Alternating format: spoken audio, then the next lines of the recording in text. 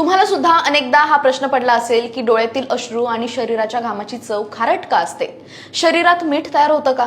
नेमकं यामागचं कारण काय? चला जाणून घेऊयात. आपल्या शरीरामध्ये अनेक आश्चर्यकारक प्रक्रिया घडत असतात. त्यापैकीच एक म्हणजे घाम आणि अश्रूंची खारट चव. कारण या दोन्हींमध्ये सोडियम क्लोराईड म्हणजेच साधं मीठ आणि काही महत्त्वाचे इलेक्ट्रोलाइट्स असतात.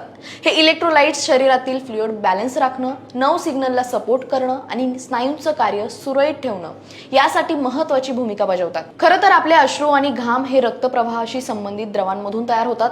त्यामुळे त्यात नैसर्गिकरित्या मीठ असतं आणि त्यामुळेच त्यांची चव खारट लागते. शरीराचं तापमान नियंत्रित ठेवण्यासाठी शरीरातून घाम बाहेर पडतो. घामाद्वारे शरीरातील अतिरिक्त मीठ आणि टाकाऊ पदार्थ बाहेर टाकले जातात. जेव्हा घाम त्वचेवरून वाफ बनून उडतो तेव्हा शरीर थंड व्हायला मदत होते.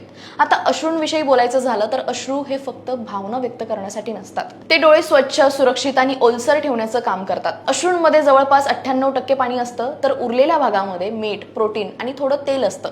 या मिठामुळे बॅक्टेरियल इन्फेक्शन पासून सुद्धा संरक्षण मिळतं. महत्त्वाची गोष्ट म्हणजे मानवी शरीर स्वतः मीठ तयार करत नाही. आपण जे मीठ खातो तेच आहार आणि पाण्याद्वारे शरीरात जातं. हे मीठ इलेक्ट्रोलाइट्स मध्ये मिसळून रक्त आणि इतर द्रवांमधून शरीरभर फिरतं.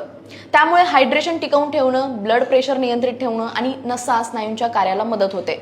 म्हणजेच घाम आणि अश्रूंची खारट चव ही आपल्या शरीराच्या नैसर्गिक आणि महत्त्वाच्या प्रक्रियेचा भाग आहे. मग आता कळलं ना यामागचं कारण? मग हा व्हिडिओ आवडला असेल तर नक्की लाईक करा, शेअर करा आणि अशाच माहितीसाठी लोकमतला फॉलो करायला विसरू नका.